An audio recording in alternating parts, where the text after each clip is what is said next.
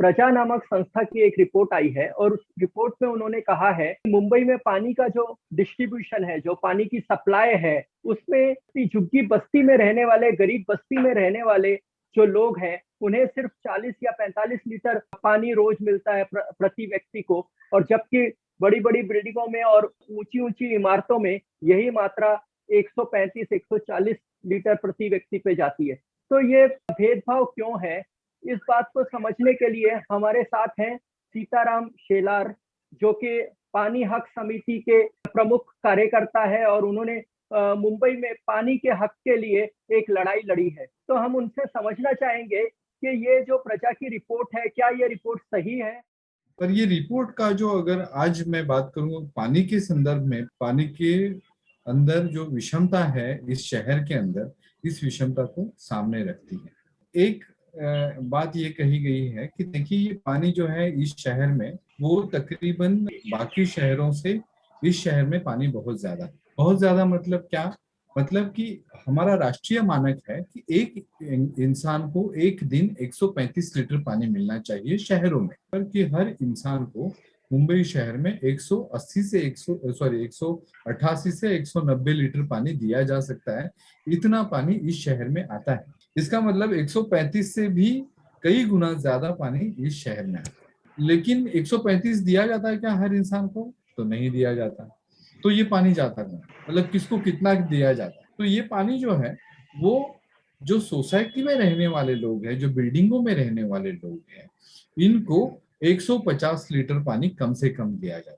और अगर आपको मैं याद दिला दूं, तकरीबन 1-1.5 साल पहले की बात है, हमारे म्युनिसिपल कमिश्नर ने दक्षिण मुंबई के लोगों की माफी मांगी थी कि मैं आपको 300 लीटर प्रति व्यक्ति प्रतिदिन पानी नहीं दे पा रहा हूं, मैं आपको 250 लीटर प्रति व्यक्ति प्रतिदिन देता हूं। ये एक तरफ है। और दूसरा ये है कि यही म्युनिसिपल कॉरपोरेशन, जो 60% आबादी है, जो झुग्गियों में रहती है, बस्तियों में रहती है, वो बस्तियां अधिकृत है, वो बस्तियों में भी रहती है, तो भी इसको वो 45 लीटर प्रति व्यक्ति प्रतिदिन पानी देते हैं। तो इसका मतलब ये है कि सबसे ज्यादा जहां लोग रह रहे हैं वहां सबसे कम पानी है। ये पूरे रिपोर्ट ने दूसरी एक चीज सामने लाई है कि इस शहर में ऐसे कई लोग हैं जिनको आज भी मुंबई महानगर पालिका पानी का वितरण नहीं करती। पानी हक समिति करके हम पिछले 10 सालों से मुंबई महानगर पालिका को ये कहते आए हैं, दिखाते आए हैं कि यहाँ यहाँ पर ऐसे इतने परिवार हैं, और ये कहाँ कहाँ कितने परिवार हैं इसका टोटल मार के हमने बताया कि देखिए ये 18 लाख लोग हैं इस शहर में जिनको आप पानी का कनेक्शन दे सकते हैं, लेकिन आप नहीं दे रहे। दूसरी बात जो अधोरेखित की है कि हर बार ऐसे लगता है कि अमीर पानी के लिए बहुत ज्यादा पैसे पेड करते हैं और गरीबों को फ्री में पानी मिलता है। तो ये रिपोर्ट ने एकदम क्लियर कर दिया है कि देखो भाई, अमीर जो है वो 1,000 लीटर के लिए जितना पैसा देते हैं वो 5 रुपया 40 पैसा देते हैं। गरीब जो है वो 4 रुपया 70 पैसा देते हैं। तो 60 पैसे का फर्क है। आप 1 लीटर बिस्लेरी 10, 15, 20 रुपए में खरीदते हैं, मतलब पैकेज ड्रिंकिंग वाटर। और अगर आप देखेंगे तो फिर आप इतना 1 लीटर के लिए अगर 20 रुपया दे सकते हैं, तो 1,000 लीटर के लिए 5 रुपया दिया तो बहुत बड़ी बात नहीं है। तो हम तो यही कह रहे हैं पानी एक समिति की, अमीरों को इतना सब्सिडी का क्या जरूरत है। पर पानी का क्वालिटी, पानी का प्रबंधन, ये इसके लिए मुंबई महानगर पालिका is a pioneer in Asia in water management.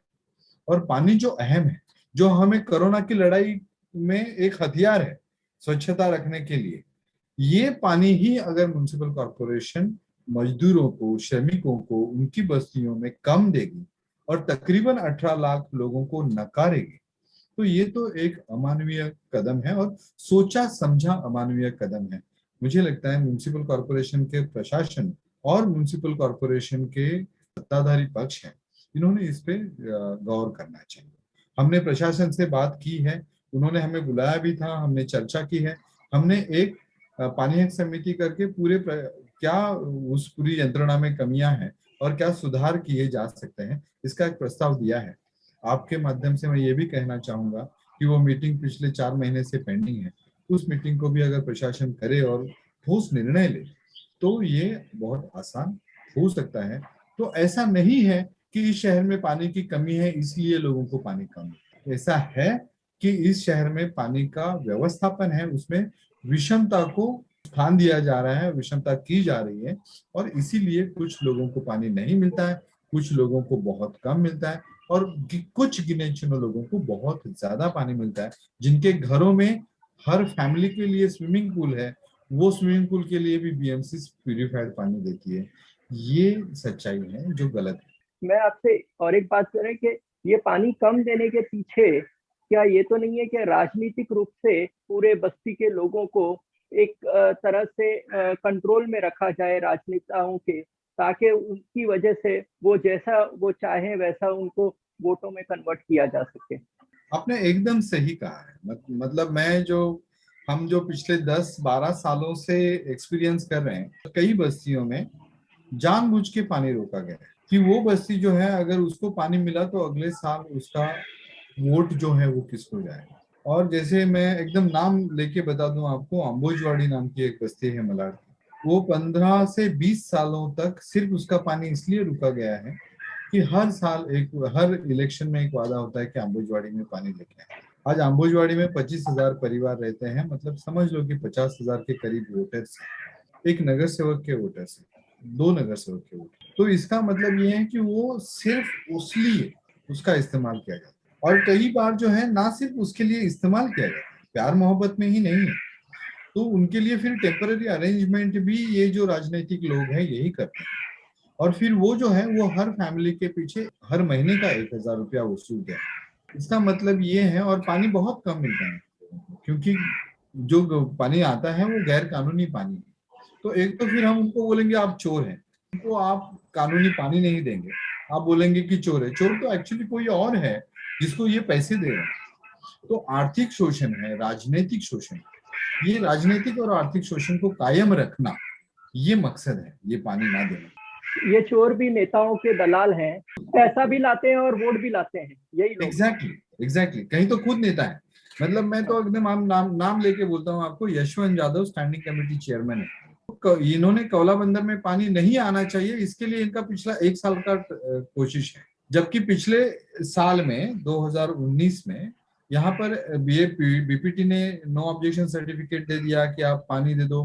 Pipe lay down हो गए, पाइप के कनेक्शन लग गए, कनेक्शन लगना शुरू हुआ, लेकिन क्योंकि आने वाले 2022 के इलेक्शन में इसका पॉलिटिकल वेटेज नहीं मिलेगा, इसलिए उन्होंने वहां के अफसरों को दबाव देके वहां के कौला बंदर के तकरीबन 7,500 फैमिलीज का पानी रोका हुआ। अभी फाइनली जब बहुत पुश हमने किया तो उसके बाद में उन्होंने कहा ऑफिसर्स को कि सबको मेरे पास भेजो, जब तक मेरा लेटर नहीं आएगा तब तक किसी को कनेक्शन नहीं मिलेगा। तो हर एप्लीकेशन को ऑफिसर रिमार्क देता है कि नगर सेवकांचं पत्र घेऊन या, देन ही उनको जाना पड़ेगा नगर सेवक के पास। तो नगर सेवक खत लिखेगा, फिर वो अपना बड़प्पन दिखाएगा, और वो बड़प्पन दिखाने के बाद में वो कोई लाइसेंस प्लम्बर को बोलेगा कि इससे आप इतना पैसा लेके ये वाटर कनेक्शन करो। तो एक तो पैसा भी लेगा, मतलब तकरीबन 30-40 हजार रुपया एक कनेक्शन के नीचे वो लाइसेंस प्लम्बर के जरिए कमाएगा। ऊपर से पॉलिटिकल वेटेज भी लेगा कि मेरे खत की वजह से तुमको ये मिला। और तीसरा कि उसमें एक हमी पत्र लिख के लेगा कि बॉम्बे पोर्ट ट्रस्ट ने कल अगर कोई केस किया, पुलिस केस किया कि मेरे यहाँ पे आपने कैसे खुदाई की, तो उसका पूरा जिम्मेदार एप्लीकेंट करके मैं रहूंगा और कोई नहीं रहेगा, ना बीएमसी का ऑफिसर ना नगर सेवक। ये पूरा रिस्क जो है वो लोगों के ऊपर डालो, और पूरा बेनिफिट जो है राजनीतिक और आर्थिक ये खुद उठा लो। ये एक एग्जाम्पल मैंने आपके सामने रखा है, ऐसे कई एग्जाम्पल इस शहर में हम लोग देख रहे हैं जो हमको मानवता को सर नीचे जमीन में गाड़ने के लिए मजबूर करेगा। इस तरीके के एग्जाम्पल्स पानी के इस्तेमाल के हम देखते हैं। इतिहास रहा है कि पानी नकार के इंसान को आत्मसम्मान से दूर करने का और गुलामी की तरफ धकेलने का, ये इतिहास को वो वापस से दोहरा रहे हैं। पर हमारे जैसे पानी समिति है या अपना जनता का आईना है, ऐसे सभी साथी हम इसको चैलेंज करते रहेंगे और इसको बदलेंगे। कहा जाता है बस्ती में लोग रहते हैं वो तो इलीगल रहते हैं, वो तो टॉलरेटेड लोग हैं, और उनको फिर भी इतना पानी दिया जाता है, उनको पानी देने की जरूरत ही क्या है, और उनको कानूनी अधिकार ही क्या है? भारत के संविधान ने हर इंसान को सरी का अधिकार दिया है। वो मैं कौन कौन सी जगह पे रहता हूँ उससे मेरा अधिकार का कम ज्यादा नहीं होगा। ये म्युनिसिपल कॉरपोरेशन को भी 74th अमेंडमेंट ने जिम्मेदारी दिया है शेड्यूल 12 में कॉन्स्टिट्यूशन के, कि तुम्हारे दायरे में जितने भी सिटीजन्स है उनको, वो लीगल है इलीगल है, चोर है कैदी है, उनको पानी देना है, ये लिखा हुआ है। तो ये तो संवैधानिक हक है। इंटरनेशनली यूनाइटेड नेशन में जब ये हक की बात हो रही थी तो भारत एक देश था जिसने खड़े होकर कहा कि हम इस हक के बाजू में हैं। ये कहाँ है? हमने यूनाइटेड नेशन में कहा है, हमने यहाँ कहा, लेकिन फिर बोलते हैं कि अपने कानून में कहा।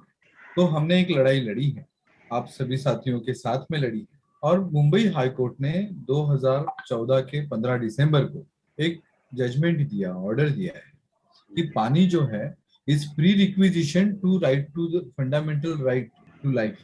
तो जो सम्मान से जीने का अधिकार है उसका जो प्री कंडीशन है, उसके लिए जो जरूरी चीज है वो पानी का हक है।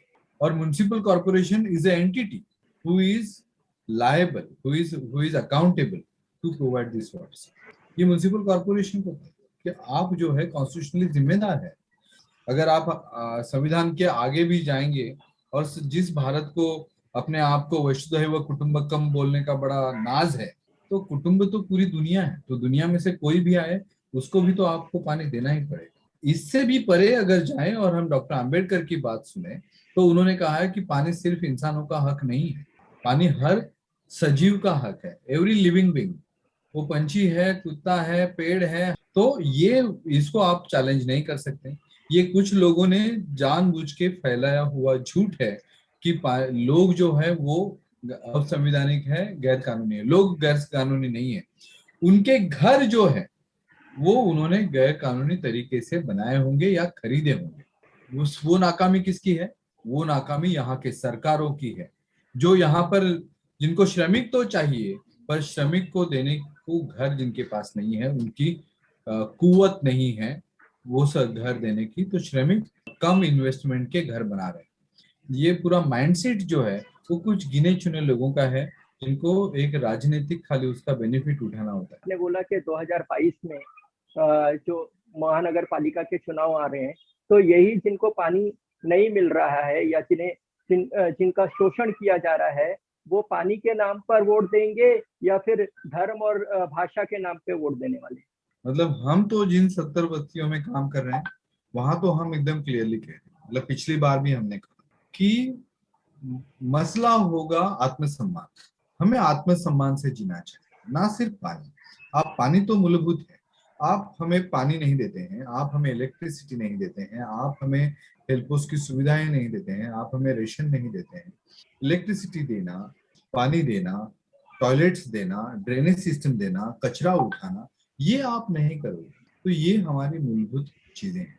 तो आत्मसम्मान से जीने के लिए ये चीजें चाहिए, और उसके आगे हम हमारे धर्माभिमान को लेके नहीं आएंगे, हमारे जाति को लेके नहीं आएंगे। क्योंकि धर्म पे वोट देके क्या हुआ, हम 7 साल देख रहे हैं।